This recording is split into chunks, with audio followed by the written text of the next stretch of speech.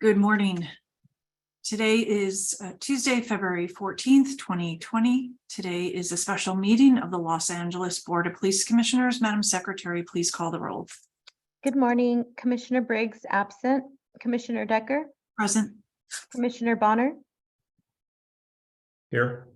Commissioner Kalanche absent and Commissioner Sobroff. Here. Let the record reflect that we have a quorum. Also present, we have the Executive Director, the Chief of Police, the Inspector General, and the City Attorney. Madam Vice President. Thank you, Madam Secretary. Good morning, everyone. Chief, Mr. De La Guerra, Mr. T-Fank, Mr. Smith, my fellow commissioners, members of the public. We will begin our meeting shortly pursuant to the agenda. All members of the public are reminded public comment will be heard in item 2 of today's agenda, to which a maximum of 3 minutes total will be allotted. Let's turn to the first item on today's agenda, the report of the Chief of Police. Chief Moore. Good morning, Commissioner Decker, Commissioner Kalanche, Commissioner Bonner, Mr. Inspector General, Mr. T-Fank. As I do each week, I'm going to give a COVID-19 update and vaccination report. We've had 35 additional cases of COVID-19 this week. The makeup of that was 31 of those individuals had been previously fully vaccinated. That's 88.6%. The breakdown was 8 sworn members and 27 of our civilian professional work staff. As to the work status of those that have been impacted by COVID-19, 56 remain at home recovering. That's an improvement of 12 fewer employees from the week before, which I'm grateful for. There continues to be no hospitalizations relative to COVID-19, and we now have 11 long COVID cases. That's an improvement from last week of one fewer long COVID case. Persons who recovered. Again, these are numbers that are improving and trending in the right direction. Next, the significant events that occurred over this last week, I'm going to talk about a series of categoricals. I did attend this past Thursday, Friday, and Saturday, the Major City Chiefs Association meeting, their winter meeting in Washington, D.C. We had an opportunity to hear from a number of our federal officials, including representatives from the Department of Justice and the Attorney General's office, spoke about a number of issues facing major police agencies across the country. And LA is much like many other agencies. We are seeing a slowdown in LA's case, a reduction in shooting violence from the year's high of last year and the year before. And also challenges in regards to recruitment, both of our sworn staffing levels, as well as of our civilian professional staff and attrition. We had significant conversations about our underlying initiatives and the need for us to improve our ability to attract and retain a diversified and highly qualified workforce. This past Sunday, I had the privilege of attending with Mayor Bass and a number of other civic leaders and elected officials the African American Heritage Month worship service at the famed First AME Church under the pastor Edgar Boyd. It was a wonderful opportunity for us to recognize that as far as we've come in this country and the challenges, many challenges still remain in the treatment of communities of color, particularly African American communities and their interface, their treatment, whether it be with all parts of the government, including the police, as well as housing and education services, and just the fair and unbiased treatment of individuals based on their individual character, and not the content or color of not the color of their skin. In regards to his significant categorical use of force, we had an officer-involved shooting that occurred in the Van Nuys area. This happened on the 7th of February. It did involve a hit. On the 7th of February at approximately 3:35 in the afternoon, uniformed Van Nuys gang enforcement officers observed a male Hispanic who was later identified as Ramon Gonzalez, 49 years of age, riding a bicycle eastbound on Victoria Boulevard at Tyrone Avenue. The officers had prior knowledge that Mr. Gonzalez was wanted for a murder warrant and was also named on an assault with deadly weapon shooting investigation report that had occurred in the Van Nuys area. The officers ordered Gonzalez to stop while broadcasting for a backup. Gonzalez failed to comply with the officer's commands, and officers drove alongside Gonzalez, at which point he made contact with the passenger side mirror, causing him to stop. He exited his bicycle and fled on foot. Passenger officer prepared to exit and pursue Gonzalez, and as he prepared to exit and pursue Gonzalez on foot, a tactical unintentional discharge occurred, meaning that the officer had fired his weapon in an accidental fashion. Fortunately, that round did not strike anyone and no injuries occurred. The officers continued in their chase of Mr. Gonzalez, now southbound through a parking lot towards Victory Boulevard. During the foot chase, Gonzalez removed allegedly a handgun from his waistband, turned and pointed it at one of the officers, resulting in an officer-involved shooting. Gonzalez was struck by the officer's round, dropped his handgun, and was subsequently taken into custody. Gonzalez was transported to a nearby hospital by a rescue ambulance. There, he was treated by medical staff, was later cleared for booking. He was booked on both an open charge for assault with a deadly weapon on a police officer with a firearm, as well as his no bail felony warrant for murder. Additional charges on the earlier referenced assault with a deadly weapon report are pending. Fortunately, again, no officers or citizens were injured during this incident. A handgun was recovered at the scene. It was identified as a ghost gun, meaning a privately manufactured weapon with no serial number. It had contained one round, a live round in the chamber, and 9 live ammunition rounds in the magazine. Force Investigation Division responded to this event and will conduct their investigation. On the 8th of February, the North Hollywood Division, we had a lethal force other investigation. The department, as it conducts categorical use of forces, has a number of categories of the types of use of force or the interactions or consequences involving an arrestee or person in custody that constitutes a categorical. In this instance, it was not an officer-involved shooting. In this instance, it was an impact of an officer's intentional use of a vehicle striking an individual that resulted in this investigation's categorical use of force. On the 8th of February at approximately 5:15 in the morning, North Hollywood area uniform officers responded to a radio call in the 5600 block of Denny Avenue. This happens to be a residential sober living home. And they were called there for an assault with a deadly weapon suspect. That individual was later identified as Jonathan Morani, a male white, 31 years of age. The radio call indicated that Mr. Morani was armed with a knife and under the influence of narcotics and alcohol. As the officers arrived at the scene, they observed Mr. Morani armed with a knife standing next to the person who called the police. They were standing on the sidewalk. The officers gave verbal commands for the individuals to drop the knife. Mr. Morani refused to comply with the commands and moved towards the officers, resulting in a deployment of a taser and a beanbag.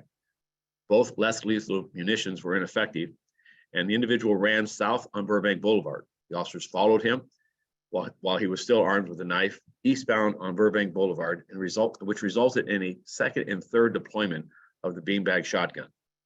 This again proved ineffective. Mr. Morani ran back towards the officers. An additional taser deployment was then utilized, again with no effect. At this time, one of the officers present at the scene drove his vehicle approximately 3 to 5 miles per hour, is our initial information, and intentionally struck Mr. Morani to stop his actions.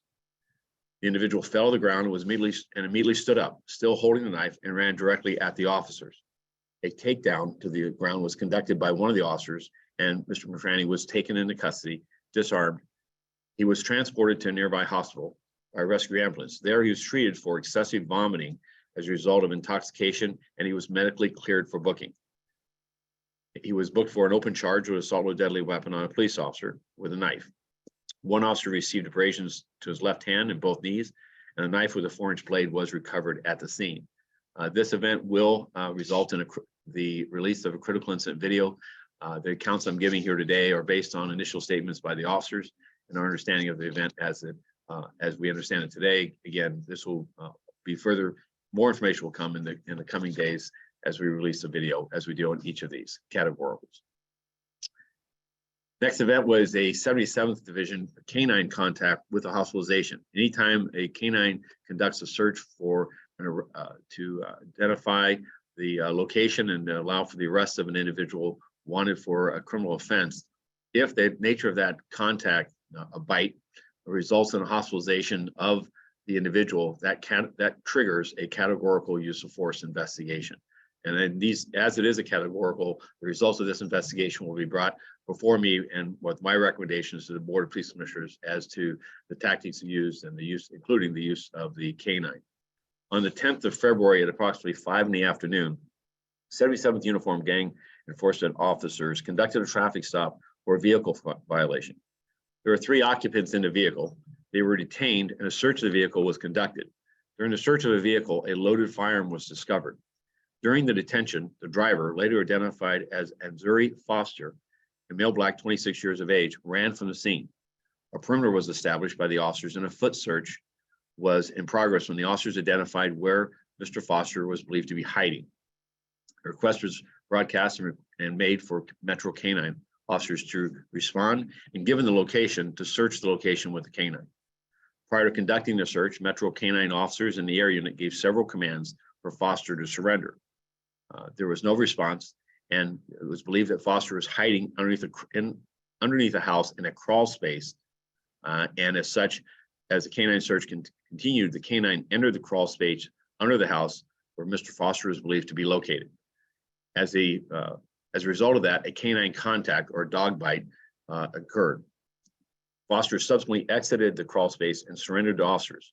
He sustained puncture wounds to his face, hands, and a leg, and as a result of that contact, he was transported by an ambulance to a nearby hospital where he was treated for medical staff.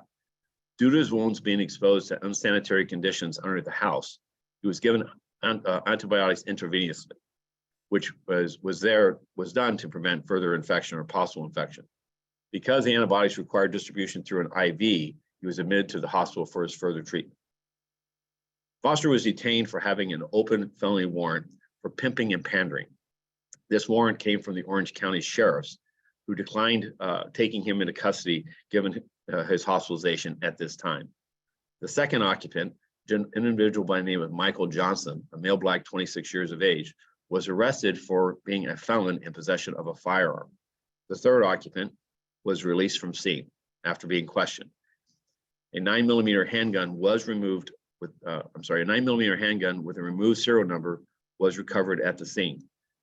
There was 1 live round in the chamber and 6 live ammunition rounds in the magazine itself. There are no officers injured during this incident. Again, Force Investigation Division will investigate this incident. Last, a law enforcement related injury occurred on the 13th of February at about 6 in the morning in the area of Flower Street, south of 43rd Street. On the 13th at 6 in the morning, Uniform Southwest Division officers responded to a radio call at Flower Street and Jefferson for a stolen vehicle investigation. Officers arrived at the location, but were unable to locate the person who had called the crime in. Officers remained in the vicinity of the radio call and observed a truck with an attached trailer that matched the description of the stolen vehicle. This was at the area of Exposition Boulevard and Western Avenue. After verifying the description of the truck, officers broadcast that they were following what they believed was a stolen vehicle with 1 occupant, later identified as Pedro Villalobos, a male spanning 30 years of age. The officers requested a backup of supervisor and an airship. Mr. Villalobos made a southbound turn onto Hoover from 40th Place.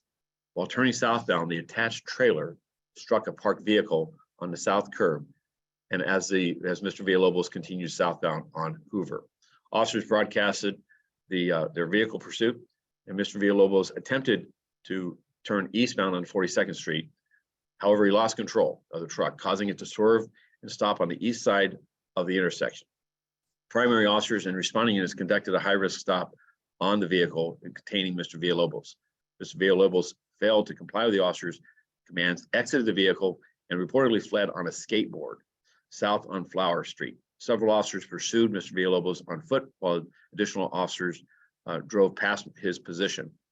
One of the officers that drove past his position exited his vehicle and attempted to grab Mr. Villalobos as he passed by on his skateboard. Mr. Villalobos moved his shoulder forward to avoid the officer's grasp, causing the officer to make contact with his upper back area. That contact caused Mr. Villalobos to lose his balance and fall onto the east sidewalk. Officers took him into custody and discovered he had injured his right leg. Mr. Villalobos was transported by a rescue ambulance to a California hospital. The medical staff evaluated Mr. Villalobos and determined that the injury to his right leg below the knee would require surgery. Therefore, he was admitted to the hospital. There are no injuries to the officers or any community members during this incident.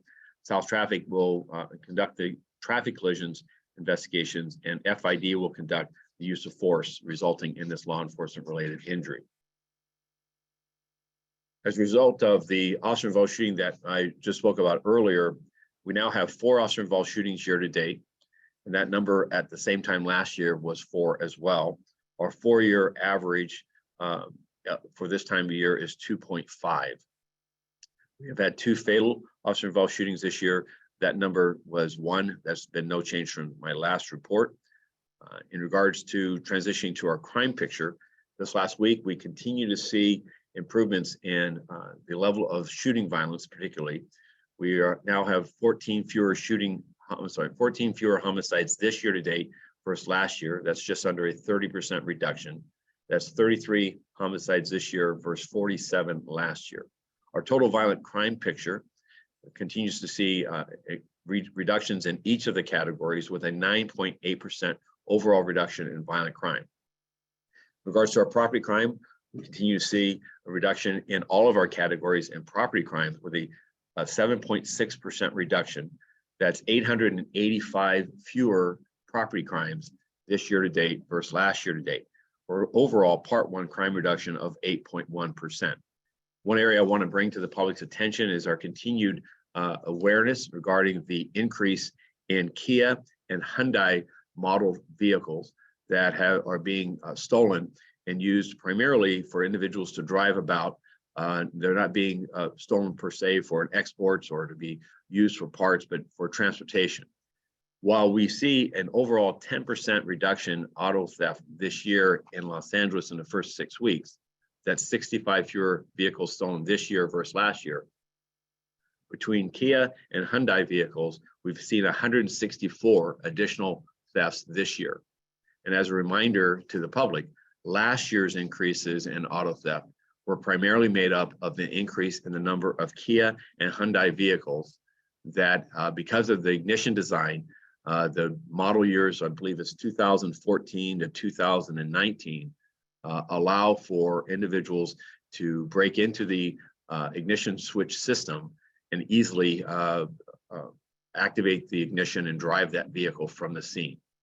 Now, many of these vehicles are being recovered in the same neighborhoods and areas of the city in which they're being stolen. Others being stolen are being recovered outside of the immediate communities into the surrounding neighborhoods. Our efforts continue in identifying and making arrests of these individuals that we believe are responsible as opportunists for this flaw, if you will, that allows these vehicles to be so easily taken. Additionally, we're working with the manufacturers for the procurement of steering wheel locks. And as individuals who sustain a theft of one of these vehicles, for us to provide them with a steering wheel lock as an effort to both a visual and physical deterrent for that vehicle to be stolen yet again. Also, just as a reminder to vehicle owners that have these make and models, is that the need for an added deterrent, such as a steering wheel lock, is proving effective in ensuring that their vehicle does not become involved in this trend. This is an instance that is occurring across the country. It's not unique to Los Angeles. And unfortunately, it sprang from a TikTok video last year that popularized and gamified the stealing of these vehicles by individuals as a joyride, so to speak, and as a social phenomenon.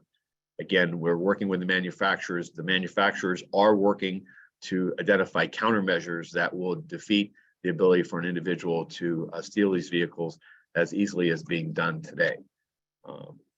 Lastly, in regards to our personnel strength, there's been little change. We have 9,235 sworn personnel. That's one fewer individual officer from my report from last week. The same number of same number of civilian professional staff at 2,660, and our reserve officers have not changed with 431. We have 2,998 volunteers, which I am grateful for, and that concludes my report. Thank you, Chief. Commissioner's question. Commissioner Soboroff, any questions? No. Commissioner Bonner? Yes, please. Thank you. Chief, I had one comment and two questions for you. First, the comment was, is that I think, this past weekend there was the fairly large gathering or protest downtown, protest against the Iranian government, I believe, and large crowds, and some of which I saw personally. and understand that that whole effort was able to get started and completed without any significant use of force or law enforcement issues. So I just want to say I was pleased to see that the way that was handled and played out. The second thing is the first question is kind of probably a little less happy note, if you will. But as you know, we've talked a number of times about the importance of reflecting on important chapters in the department's history, both positive and negative. And this past week, I believe, was the 10th anniversary of the Dorner incident, if I'm correct, that played out in 2013. And I know it's a tough thing to reflect on at some level, but there was also, a number of injuries and loss of life of innocent people that I think are deserving of recognition and respect. So I just, the question really is what reflection, you would offer as the chief of police in this. I wasn't an expert in this incident to know exactly. I mean, I'm familiar with it and read about it and followed it and so on, but I don't know what, if anything, were included in the key lessons learned, any of how it's thought about and talked about these days. So just questions, what reflection you would offer on that incident. Well, thank you for identifying this tragic chapter, and not just LA City and LAPD's history, but just entire region.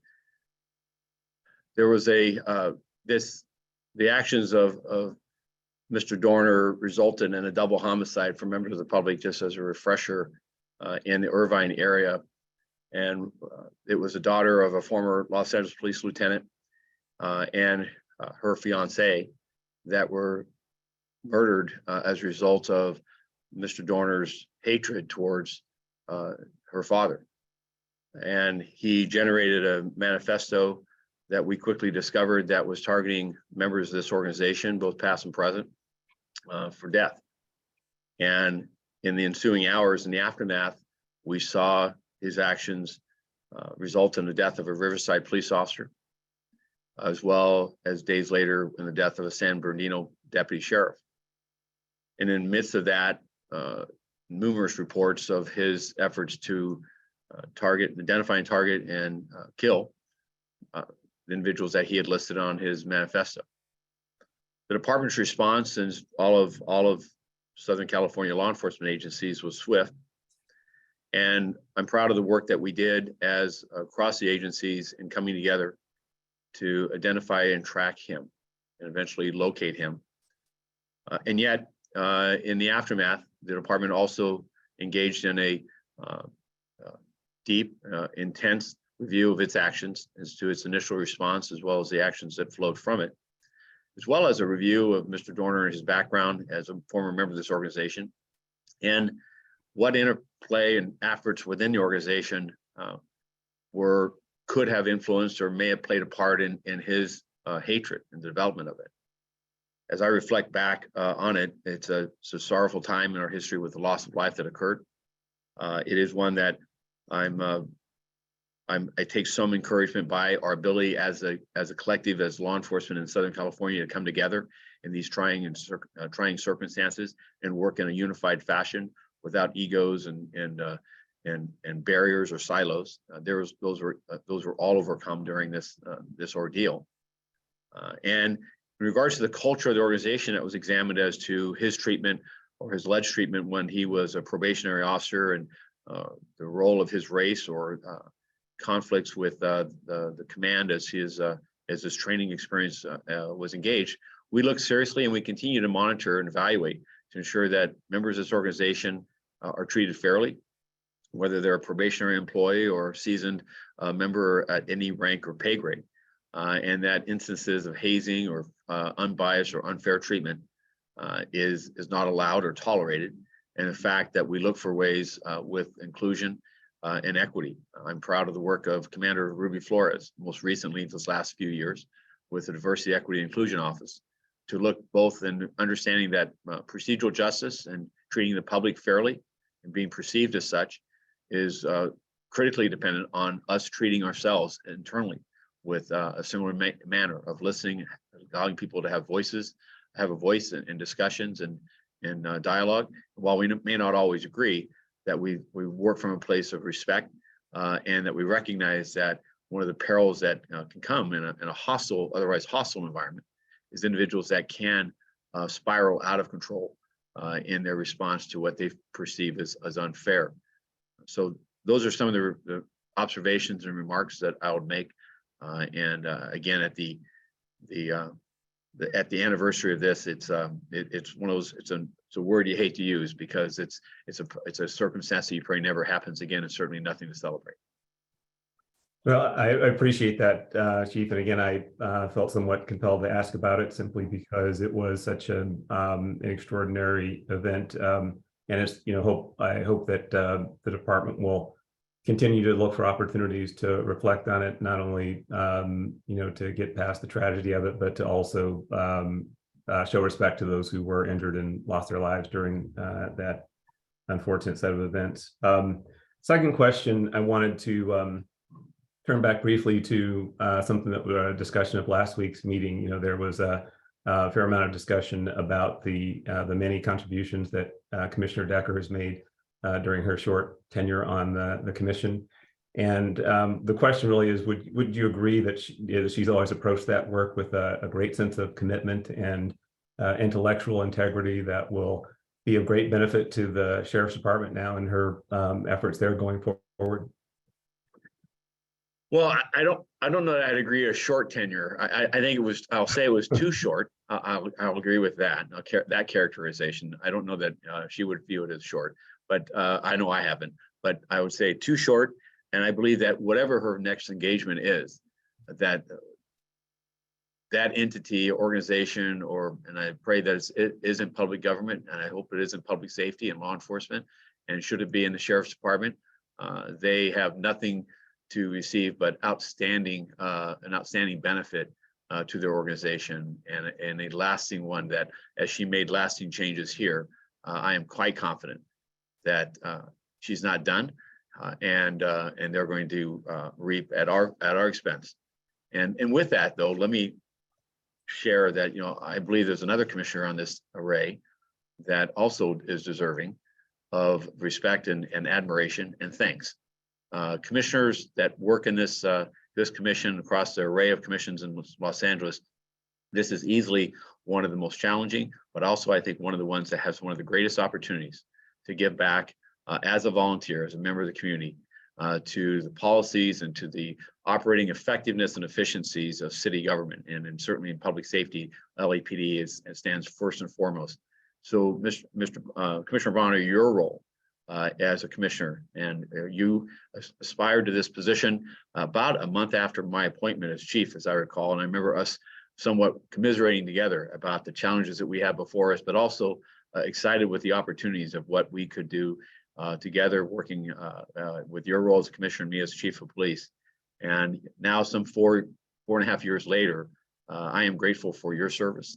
I'm grateful for your intellect, the manner in which you approach issues is not always conventional, but that's what I believe also is a power and a strength, because you expand horizons, you expand perspectives, and you expand the opportunity for us to solve problems with a perspective that's different than how we define them, because it identifies new opportunities and new ways of looking at things that allow us to move forward in this arc of policing, of building trust and building our effectiveness in our community. So I want to thank you for your service and your dedication to this at times of what is admittedly a thankless task. But I know that I speak on behalf of the department to say we're thankful for you, for your contributions, your dedication, and the communities of Los Angeles have benefited from your involvement.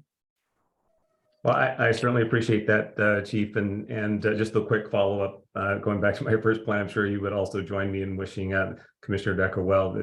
I've got a little more time, but I believe she's got a little less than I do. So just wanted to make sure I got that on the record today. Absolutely. Thank you.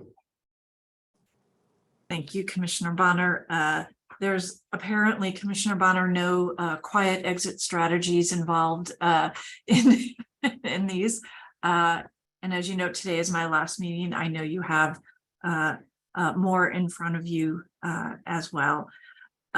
Commissioner Soboroff, I see you opened your mic. Was that to speak or no? Commissioner. Well, I just wanted to say two things about Commissioner Bonner, who's going to be with us for a while, as will I. My 10 years on the Police Commission by charter expires in August. So Commissioner Bonner will be here for a while, but maybe all of it, maybe part of it. But I wanted to say that his intellect and has been confusing to a guy with my intellect, but appreciated. The approach that he's taken in closed session and in open session has been really unparalleled in my experience and very, very helpful. The other thing, and especially today, because I didn't have time to put my tie on because I had a Zoom issue. But you always made me look like a slob, Commissioner Bonner.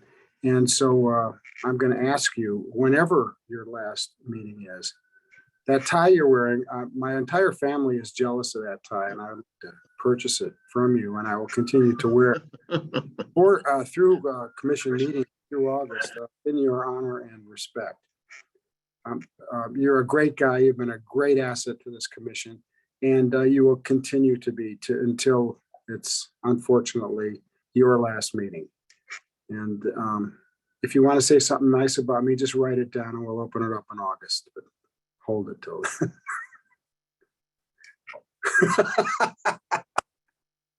All right. Are there any further questions of the Chief of Police? Okay. Well, thank you, Commissioner Soboroff, Commissioner Bonner. You all speak about the benefits of having 5 individuals who approach the job from different perspectives to share their experiences and insights into different matters. So thank you all for your service, but let's continue on with the agenda for today. And at this point, we will move on to public comment. Madam Secretary, would you please open the roll and call on the first speaker? Thank you. Okay, our first speaker is Betty Lay. Good morning. Good morning. What items would you like to speak on? Agenda items, police, chief's report and public comment, please. Okay, 3 minutes. First off, happy Valentine's Day to everybody. And Eileen, we're gonna miss you something terrible. You know, you've been amazing, and you were the very first commissioner that came to our CPAP meeting, and I will never forget that. That was absolutely amazing. Thank you for everything. Good luck on your journey. I agree with Chief Moore's remarks on honor and everyone else that's been involved. I'm glad that Briggs is going to stay on as well. I support whatever the commissioners support on the agenda. I truly support Chief Moore's report. I'm looking forward to continuing on with whoever's going to replace Eileen, and I just wish her well. I'm gonna miss you terribly. Thank you for everything. Please, everybody stay healthy, stay safe, and try and spread some love today within our public comment people. Thank you, and with that, I yield the rest of my time. Okay, thank you. Next, we have caller ending 3146.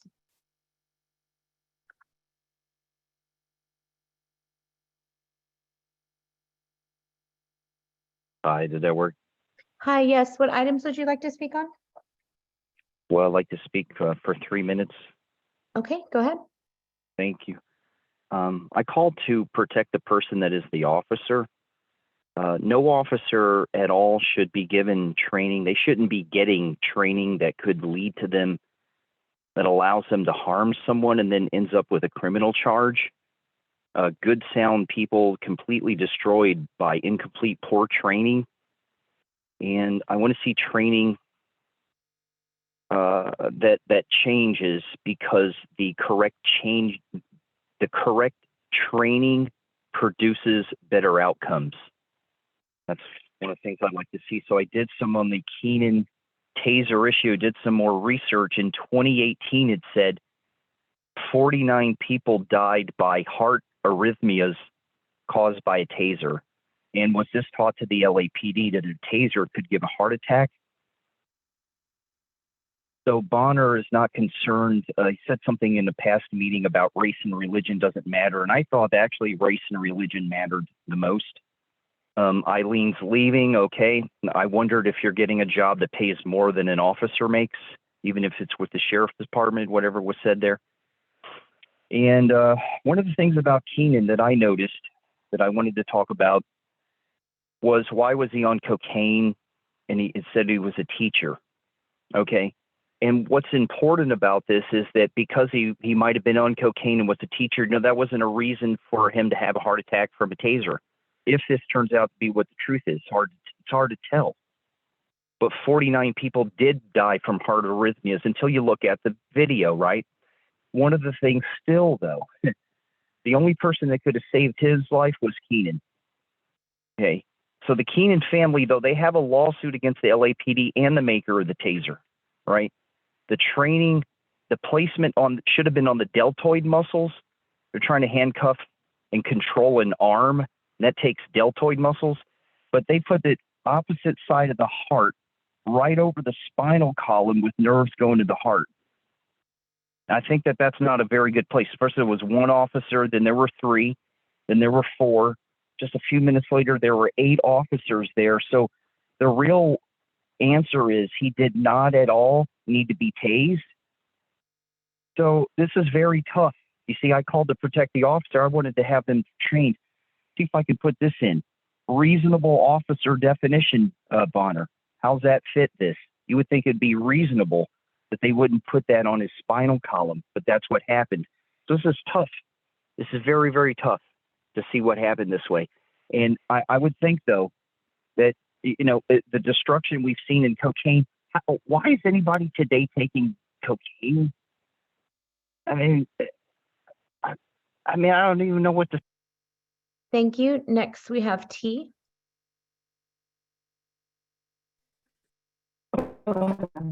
Hello. Hi, what items would you like to? Hello. What items would you like to speak on? All of them. All of them. Power and strength to the families that have lost their loved ones by LAPD violence. 0 people been held accountable. Even the case of Grishario Mack, that the officers were found out of policy, murdering this man and having a mental episode in the Crenshaw Mall. He was promoted, found out of policy, and the pig was promoted. In the case of Keenan Anderson, what are the names of the officers involved? Keenan needed help. He was in a car accident. You know, y'all keep painting this narrative of assassinating the character of the folks you kill. He needed help. He needed mental health service, possibly an ambulance. He was in a car accident. You know, funny how this white guy y'all just mentioned in Moore's report was chased down, tased, beanbagged, hit with a car, but he was still taken into custody alive, the white guy. Every time a white guy, y'all descend upon, they're taken into custody carefully, or with some so-called less than lethal, but they still have their lives, right? We want the names of the officers involved in Keenan's murder in broad daylight. Also, more, you know, it's pretty despicable how I don't even know how they let you in the black church. Probably because Bass walked you in because she signed off on your evil. Bass, Mayor Bass, you need to rescind his reappointment. Why they let you in a black church and you sit there and you talk about, oh, how, the black community is impacted by police. You're sitting there admitting the shit you do, right? Killing folks, disenfranchised neighborhoods because y'all eat up $3.8 billion a year in the budget. We need housing, healthcare, mental health services, but y'all continue to cipher the public money. I mean, y'all are hypocrites. This commission is a joke, and y'all patting yourselves on the back, joking around up here. Sobrov has nothing intelligent to say. He's an idiot, right? In the pockets of big Next speaker, developers, please, Madam pushing Secretary. black folks out. Thank you. Next speaker. Okay, next we have Angelina. All items, please. Okay, 3 minutes. Happy Valentine's Day, everyone. Jesus said, greater love has no one than this, to lay down one's life for one's friends. Police officers do the most loving thing one can do, lay down their lives for others, even strangers. Most people run away from danger while police officers run toward danger. Thank you, and God protect each officer out there. I want to give a big shout out to Foothill Division and the amazing officers we have there. They did a great job monitoring the Students Run LA 30K race at Hanson Dam in Pacoima on Sunday with over 3,500 runners and thousands of spectators. My family and I felt very safe. I also see an improvement with the Foothill senior lead officers who are attending events to interact and get to know the community better. Thank you to Sergeant Ojeda, who oversees the Foothill SLOs, and we are pleased with our current SLOs for Sunland Tahunga officers Godoy and Herrera. Foothill Division has had a lot of changes recently. We lost Captain Smith, who had great trust with the community. We now have a new Captain 3. We are about to lose Captain Hollis and get a new Captain 1. Several seasoned detectives retired this month, and the SLOs of Sunland Tahunga are constantly changing. It's like musical chairs. How can we get improved stability at Foothill?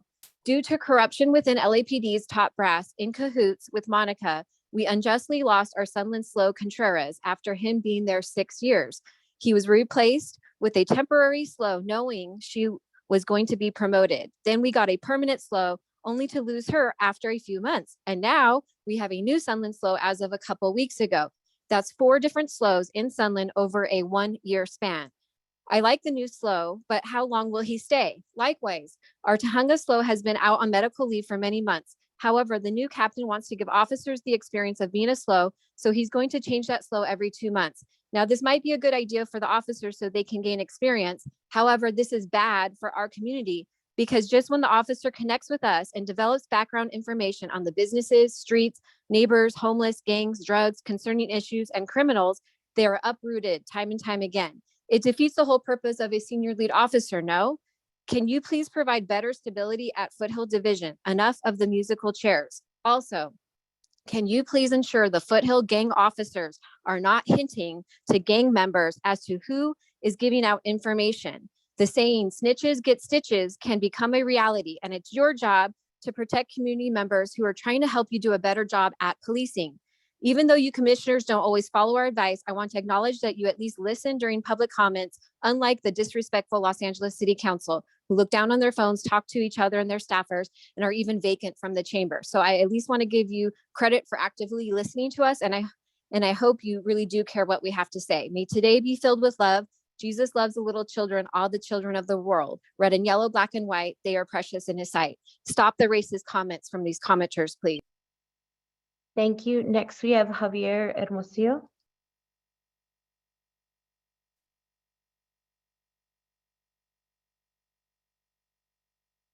Javier, you're on. So, sometimes the unmute button doesn't work. Thank you very much. I just want to add to the comments about Commissioner Decker. I think I said enough last week, but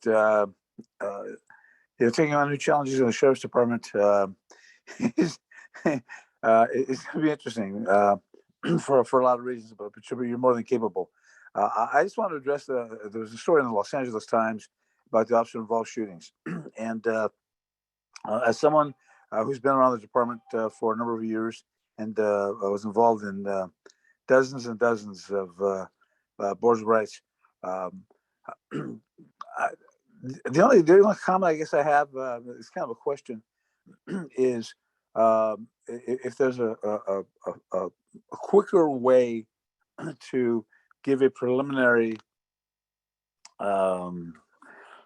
information dispatch about shootings. I understand that ultimately you have to be careful what you say for reasons of litigation, but the enemies out there, the people who will always criticize the LAPD, are making an issue of the fact that it takes so long to get information out about OIS as opposed to other agencies.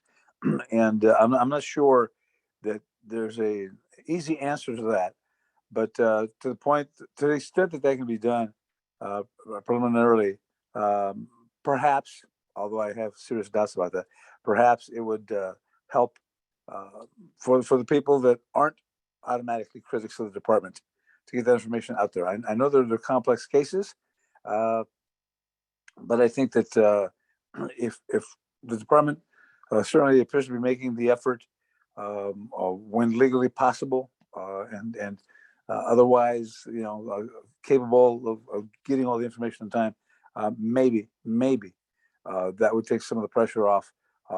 Certainly the families and those that were involved at a much closer level.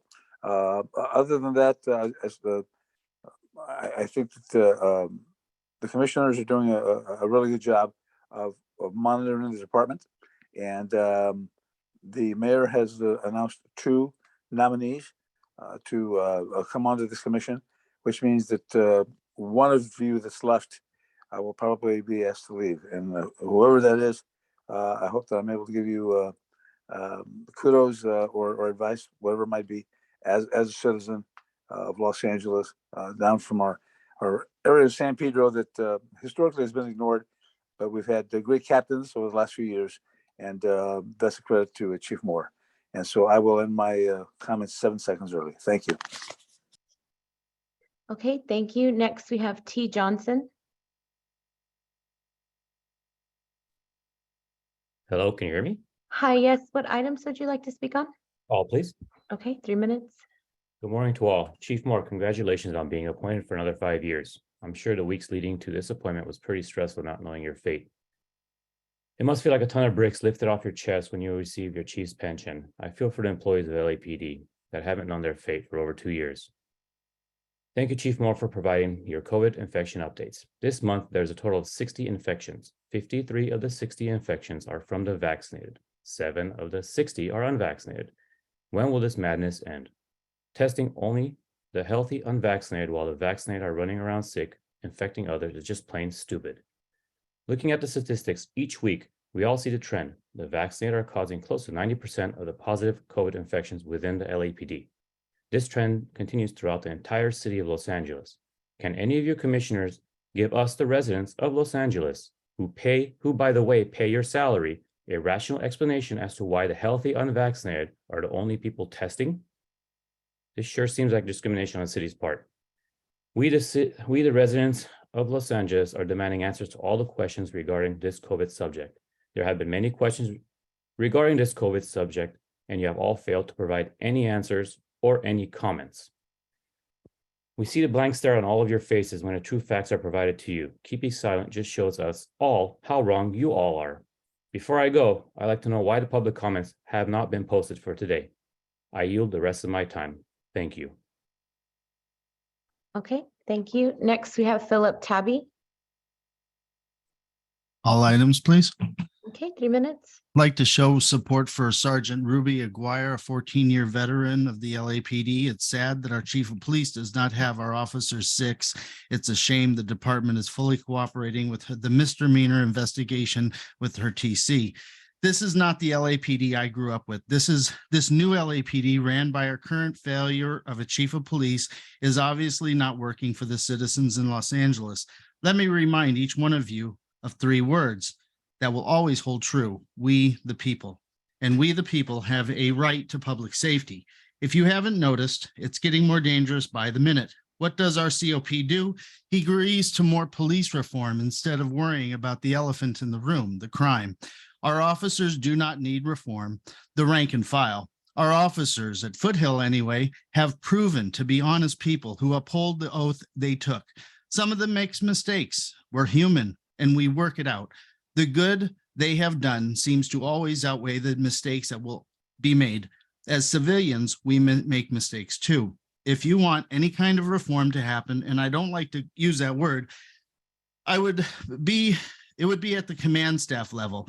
Let's call it improvement and not reform. Start from the top. Chief Moore lies to the people, likes to manipulate words and numbers, and caters to our city council and not the people. He makes bad decisions, putting communities at risk, like when he moved Captain Smith and demoted him for allegedly saying a few words to a gang officer. I've been around Foothill Station most of my life. I went through the training to be a cadet when I was a teenager. I can say for many, many years, Captain Smith was one of the best captains that served our area. And what do, Mike? You gave us a captain who has managed to stack up complaint after complaint in the short time he's been there. One of our members left our CPAB meeting crying. It's recorded. This is not what the people deserve. We are fed up and will continue to use our voices. This captain also has an issue keeping his hands to himself. I've received a complaint of him touching another woman's thigh. And is it common practice to change the acting senior lead officer every 2 months to give other officers experience? That should not happen at all. Please make sure it does not. And I want to also add, how dare our command staff, including our COP and deputy chief, try to intimidate our community members for speaking up. I'd like to leave with a quote from Abraham Lincoln from the Gettysburg Address, November 1863. That these dead should not die in vain, and this nation under God shall have a new birth of freedom, and that government of the people, by the people, for the people, shall not perish from the earth. God bless our LAPD. Okay, thank you. Next, we have Elisa Avalos. Hello, can you hear me? Hi, yes. What items would you like to speak on? All of them, please. Okay, 3 minutes. I would like to start off by saying thank you for allowing us to speak. And Chief Moore, I hope that I'm wrong and that you don't want to be reelected just to collect an extra pension and then retire. I hope I'm wrong in that. But I also want to say, and I want to clarify something, that myself, I don't belong to any group. All I want to do is just bring people together and work on the issues. Now, I've always been a volunteer while I was going through chemo and that. And one of the reasons why I keep defending Captain Smith, and I understand that captains get moved around, but the way he was moved and demoted just because of a political decision is not okay, because that's putting our community in danger. Now, all of the officers and the senior leads, including myself, we all make mistakes, but the thing that I love about Foothill Division is that we can talk and work things out and continue to work for the best of our community. I like to thank Sergeant Ojeda, how he's a leader and he's never lied to me. But our Captain 1, our Captain 3 lied to my face. And he said that you guys look at every officer's camera every day. And I asked him, are you sure? And he said, yes. He also yelled at me and said, I want things my way. I've never been that kind of person. I've always worked together to make it better for my community and my district. I want to thank all of the officers that put their lives in danger, but we do need to come together and work together. We may not get along with issues, but at the end of the day, we all want safety. Now, all of the officers in the Angel Gardens, I'm in debt with them because of them. There's not that many crimes in the Angel Gardens like there used to. There's not many parents crying over their kids going to jail or getting murdered or getting raped. I just ask for more patrol. And the gang unit officers or any officer, when they go because of a community complaint, don't say that. Say we're here to reinforce, because when you guys say there's a community complaint and there's a volunteer that's known everybody thinks that that's that volunteer, and you guys put us in danger. All I want to do is work together, and I'm proud of Foothill. And commissioners, please go to public events, but also table and ask for officers in my community, in my district. Please, when I drive around, my kids always say, do you know that officer? Do we know him? And I really miss Officer Avila. Now he's a detective. That's one of the finest officers you guys have in Foothill. So thank you. And I'm sorry if I ever put anyone in danger, but I never wanted to do that. Our officers are the best. And thank you. Okay, thank you. Next, we have Hamid Khan.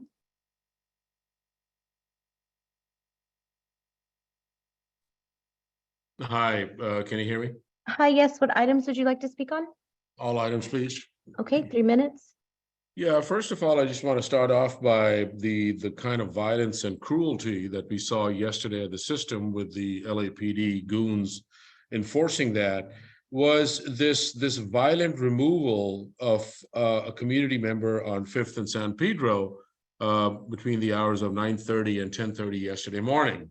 And this was a location which is not only a community hub, but a tremendous community resource that had been created by no other than, of course, a Black woman who would be an immediate target of violent removal and all of that. This is where, and we saw all of this going on, that they were taking away medications, they were taking away first aid kits, they were taking away basic survival food, they were taking away teacups, and this happens to be in a busy intersection in downtown Los Angeles, in the heart of Skid Row, where, and I'm not going to use their name, because they had created this space where women and children who are booted out of the LA Mission at 2 o'clock in the morning would find a safe space to go, and even go and just sit down and somebody could talk to them. So once again, we see LAPD and the Safer Cities Initiative and broken windows policing violently assaulting people.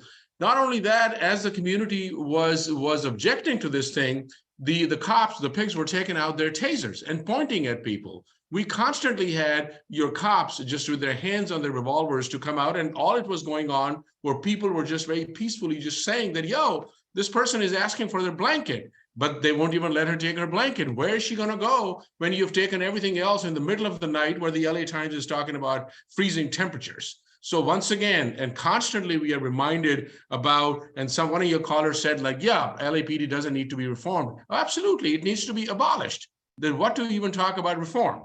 Second thing, this whole love fest with Decker that's going on, who was a U.S. attorney, was a prosecutor, has created and further strengthened this whole rubber stamping of the commission, who lied as Garcetti's deputy mayor for Homeland Security during a drone fight, who constantly brought in more surveillance, more draconian ordinances and the practices. It was during her time, while being here on the commission, that we saw what Operation Laser did, which was dismantled. Now we have this bullshit about data-informed community-focused policing, importing people from Oakland to act as community representatives to create this facade of oversight and acquisition.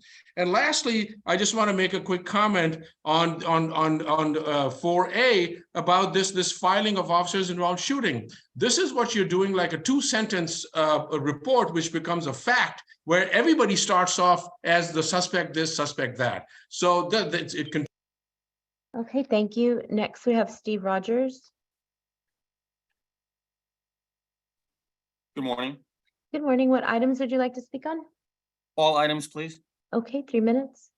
First, I'd like to wish everyone a happy St. Valentine's Day. It's a pleasure to see you, Commissioner Decker, and I wish you well in your future endeavors. And thank you for all the service. St. Valentine, I hope everyone takes the time to look him up and see the true story of St. Valentine, who was executed by a Roman emperor. And it's about love and devotion. So I thank all the police commissioners for their devotion. We may not agree sometimes, but I know you're trying to do the best that you can for public safety. And that goes for the officers. I'm sending them love and thanks and gratitude for their devotion and for their service to the community. I don't think they hear it enough. You do hear a lot of hate and racism on these meetings, unfortunately, but that's a minority opinion, a very small minority. And the vast majority of the public supports public safety and the Los Angeles Police Department, especially the officers that are on the front lines, risking their lives every day. We do need transparency and trust. And part of the transparency is we're not getting information that the citizens request.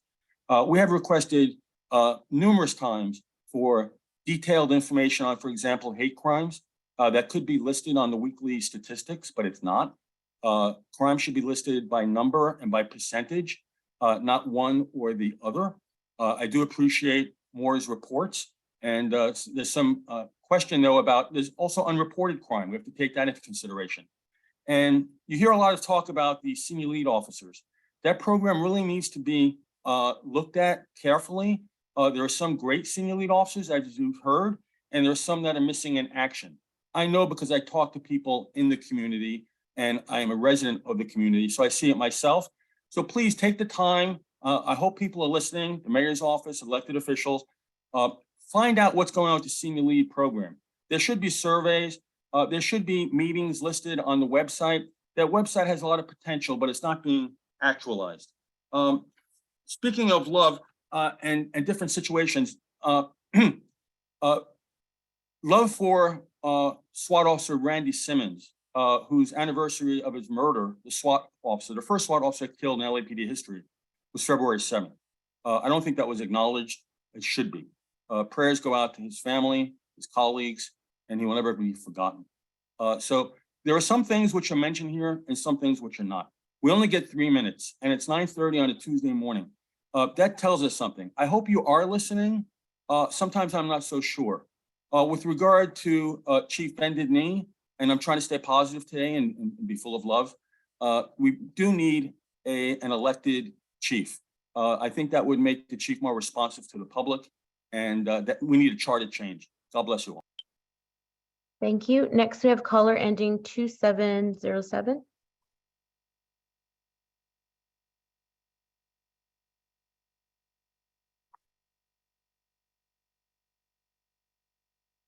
Caller ending 2707, you're on.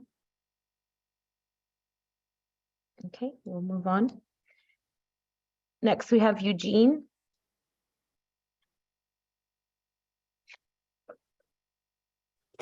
Yeah, hello, good morning. Hi, what items would you like to speak on? All of them. Okay, 3 minutes. Yeah, in I guess the spirit of Valentine's Day, I'm going to try and say everything that I'm about to say lovingly. And let me start off by saying that everybody on this commission needs to go by the way of Eileen Decker and resign. Week after week, the community, the public calls in and gives you an opportunity to hear the voice of the people, right? And gives you an opportunity to hold these officers accountable, right? To stand on the side of the people, right? To use Keenan Anderson's mother's, to paraphrase what she said, you know, if the cops keep getting away with murder and brutality, how are they ever going to change their behavior? And the answer is they won't, because you keep rubber stamping their brutality, you keep rubber stamping their murders, you keep rubber stamping this decrepit, corrupt, racist system. And it's a shame because you have an opportunity to do something right, and week after week, year after year, you do the same old tired act. Sober off, you know, you could do the entire city a favor by resigning early. No one needs you to stay on this board for another several months. You could resign now because your entire stay on this committee has been plagued by rubber stamping everything that the police do. You openly, unapologetically wear an LAPD bracelet around your wrist when you're supposed to be holding the LAPD accountable, basically removing even the illusion of being nonpartisan. So what's the point of you and what's the point of this committee? If this committee will not hold the very institution that they're supposed to hold accountable, then what's the point of it? What's the point of any of y'all? Eileen, you had the opportunity to do the right thing. You had the opportunity to stand on the side of justice, stand on the side of truth, and stand on the side of the people, and you refused to do that. So I hope you think long and hard about your time on this board, because it's been nothing but horrible and tragic. And I also wanted to just remind people that Dorner was burned alive. The cops had the opportunity to bring him in, and they burned him alive on national television. And that's what the police are. They're murderers, they're racist, and nothing will change. Move to the next caller, please. Thank you. Next Okay. speaker. Next, we have Axine James. Oh, hello. So I'm just calling to register my concern that these meetings are still continuing to be held just virtually. It's time that they return to being in person. We're all being asked to return to normal with the ending of mask mandates and ending social distance requirements, yet this commission is still only meeting over Zoom. And I wanted to ask, why is that? And are you afraid of something? I also want to say that the public comment section should be longer than 45 minutes. LA is a large city and troubled, especially as regards to the LAPD, and there needs to be more time for the people to speak. So I'm asking that there be more time for comment and that the meetings return to being in person, along with having a virtual option. Also, the public comment period occurs before many of the agenda items are discussed, which honestly makes me feel like this public comment period is basically just a formality, and the commission is a rubber stamp body, as others have been saying, that is complicit in the anti-Black violence inherent in the LAPD. And nothing makes this more apparent than the refusal to allow the people of LA to speak on today's agenda items. I cede the rest of my time. Okay, thank you. Next, we have Mark. Yes, good morning. Good morning. What items would you like to speak on? All items, please. Okay, 3 minutes. Kudos to our community. Once again, an overwhelming agreement of our disappointment in this body and our Los Angeles political system. Is everybody hearing the pattern here? The whole spectrum of our community is pissed off, disappointed, patiently asking you over and over again to do something right, something in the name of the community instead of the nefarious, narcissistic desires of vacuous politicians in Los Angeles. In case we are not being clear, Captain Smith and Officer Contreras were inappropriately demoted and moved for political reasons that are born and bred in the city council office. Elisa is the gem of Pacoima, who has worked tirelessly to bring peace to that community, putting herself at risk, putting her family at risk many, many times. Officer or Captain Lozano, learn your community before you start making decisions about why somebody should show up to a meeting pissed off already. Of course, she's pissed off. We all are. Do you think we come to these meetings for the intellectual stimulation, for coffee talk? No, we're all here to try to make our community better. Our officers on the ground are great. We have to start relationships with these officers. That is what keeps the peace. Okay? Come on. Are we going to do this forever? Are we pushing that rock up the mountain forever? When is something going to change with this meeting? I get a pit in my stomach before I join these meetings. They go nowhere. Please, please, everybody, listen to us. You are our body. You are supposed to be our body, our voice. Think about this, okay? Please, everybody, have a great Valentine's Day. Thank you for the time that everybody on this Zoom puts in to trying to better their communities. Okay, thank you. Next, we have caller ending 7633.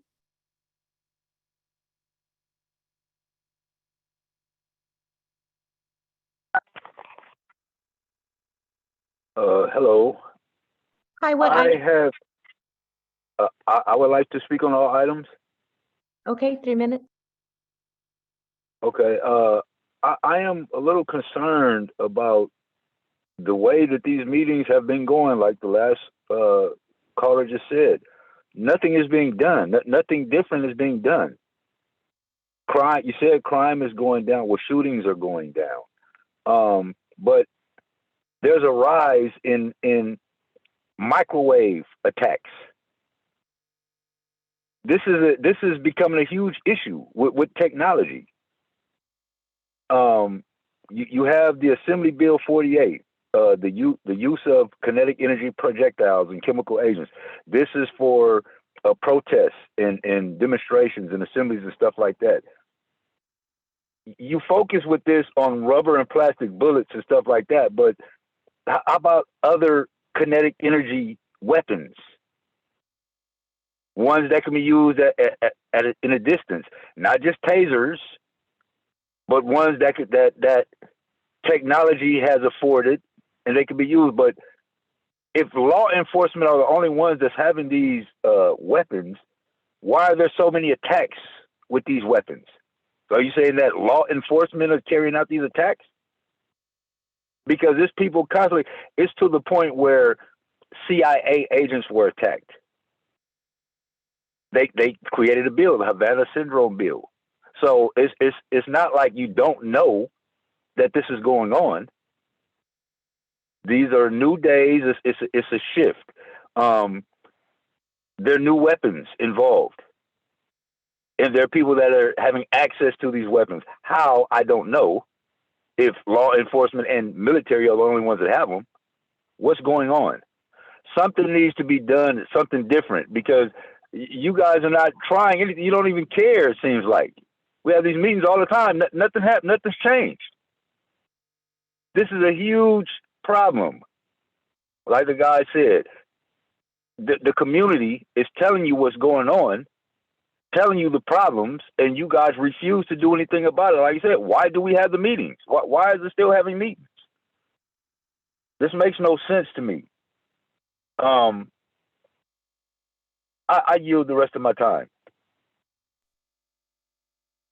Okay, thank you. Next, we have caller ending 1264.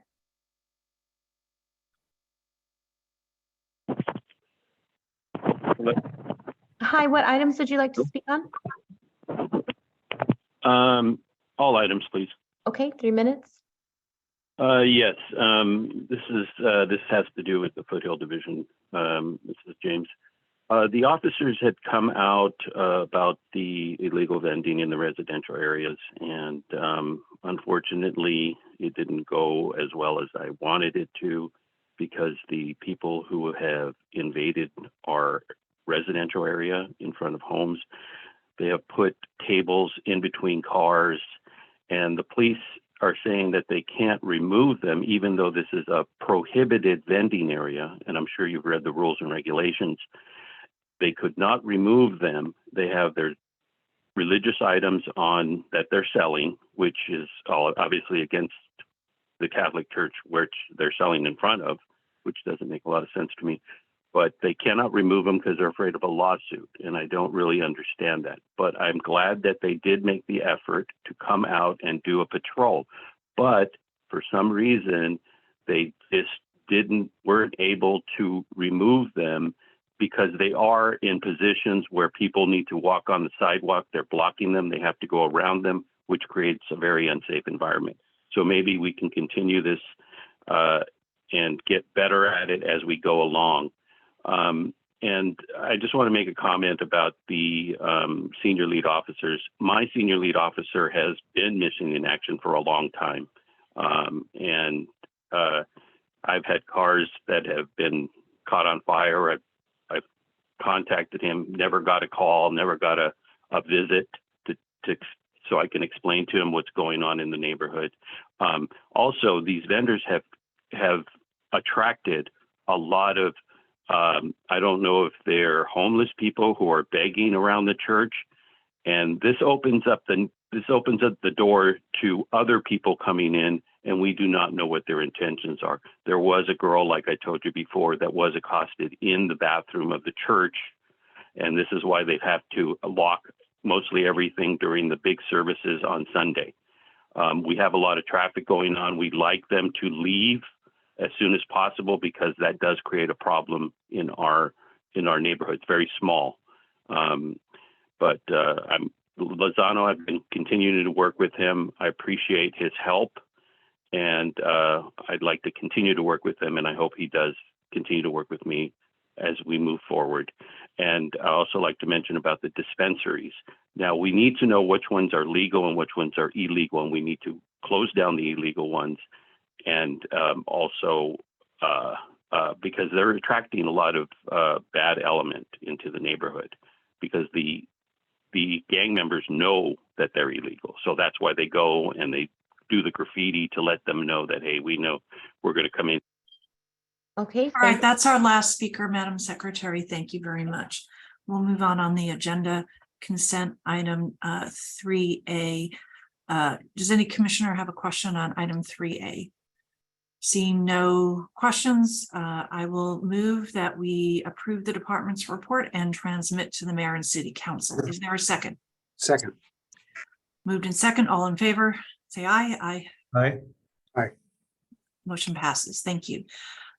Moving on to agenda item 4A. This is the department's report relative to response to the Public Safety Committee. We'll bring Captain Williams up, but let me just ask commissioners, do you have questions on this report? No, I don't. Oh, Commissioner Soboroff does. Very well. Yeah. Commissioner Soboroff, would you prefer a presentation or straight to questions, sir? Well, what I'd like to do is make a statement based on the statistics that I see, and see how the report either validates it or shows that it may be incorrect. Very well. I'll turn it to Commissioner Soboroff, but Captain Williams, thank you for the report. It's pretty straightforward. So I'll turn it over to Commissioner Soboroff. Sir, go ahead. Okay. In the year 2021, there were 1,579,265. Let me say the number again. 1,579,265 911 emergency calls for service to the Los Angeles Police Department. This report shows that in this 6-month period, I'm not sure if it's 5 or 6 month period, beginning in July of 2022. If it's a 6-month period, so you divide the 1,000,005 by 2, that's 750, almost 800,000 calls. There were 16 times, 16 out of about 800,000, where officer-involved shootings occurred. Of those 16, 12 of them were gun related. The people who were the officer-involved shooting, I guess you can call them the suspect, had a gun, sometimes a semi-automatic weapon, but sometimes a long rifle, but had a gun. Two of the other 4, one had a knife and was attacking the officer, and one had a machete.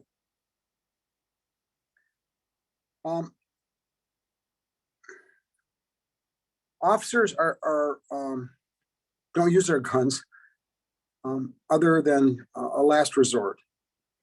And officer-involved shootings are adjudicated by this body and have been for before I think anybody on this call was alive, or even our parents were alive, have been adjudicated. And sometimes they're out of policy,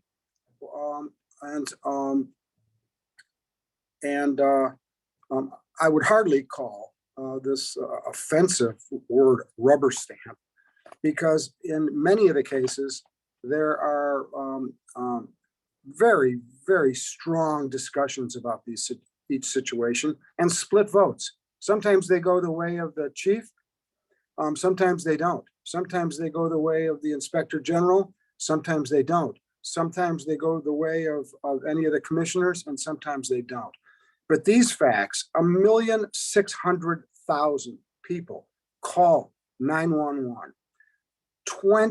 16 officer-involved shootings. 12 of the 16, the people actually did have guns. So I want to bring that out in the context. It is the headline, not the byline of this story. And I'm interested in the report. Thank you. Thank you, Commissioner Severov. Captain Williams, would you like to comment on that, or Chief Moore? It doesn't necessarily require a comment. No, it doesn't. Offering the opportunity. Seeing none. Are there any further questions from the commission or comments? Thank you. In which case I will move the matter forward for a vote, and I move that we approve the department's report and transmit to the Public Safety Committee. Is there a second? Second. Moved and seconded. All in favor? Aye. Aye. It passes. Thank you very much. We will now move to closed session. Board of Police Commissioners will now recess into closed session to discuss agenda item 5A in accordance with Government Code 54957.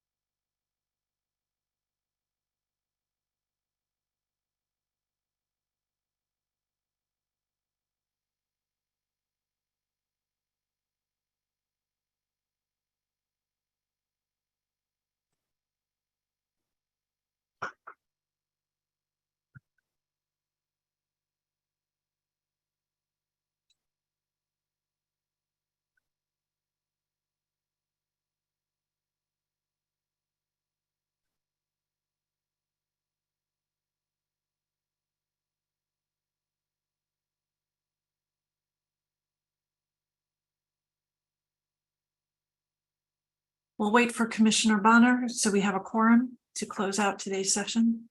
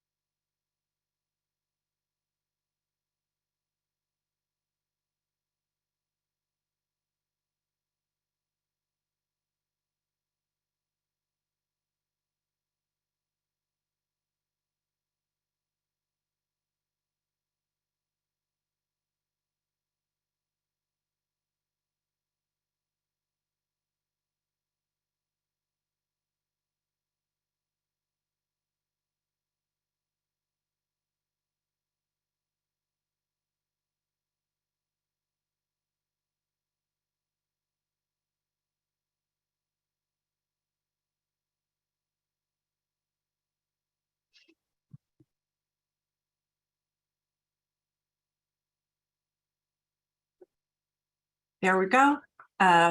We have a quorum. It's always the technology. Commissioner Bonner, welcome. We have a quorum. Mr. Tiefenk, would you read out from the closed session, please? Yes, Madam Vice President. Commission has concluded its work in closed session as it relates to item 5A1, officer involved shooting 007-22. The commission on a 3-0 vote adopted the recommendations of the chief of police, which were tactical debrief, 1 Sergeant 1, 1 Police Officer 3, 2 Police Officer 2s. Drawing and exhibiting in policy, 1 Sergeant 1, 1 Police Officer 3, 1 Police Officer 2. Lethal use of force in policy, 1 Police Officer 2. Item 5A2, non-tactical unintentional discharge 012-22. Commission adopted the chief's recommendations on a 3-0 vote. Those recommendations were tactical debrief, 1 Police Officer 2. Drawing and exhibiting does not apply. Unintentional discharge, administrative disapproval, negligent discharge, 1 Police Officer 2. That concludes the report out. Thank you very much, Mr. Tiefenk. And our final business is to adjourn. I will move that we adjourn. Is it seconded? I will second with another thanks and respect to Commissioner Decker for a brilliant career with the Los Angeles Police Commission. I'll second that. Thank you, sir. And I take it we are all in favor of adjournment. And so with my tremendous gratitude to my fellow commissioners, the chief of police, the inspector general, all the commission staff who work so diligently behind the scenes, and the members of the public with whom I've had the pleasure to work for the final time for me, we stand adjourned. Thank you all very much. You.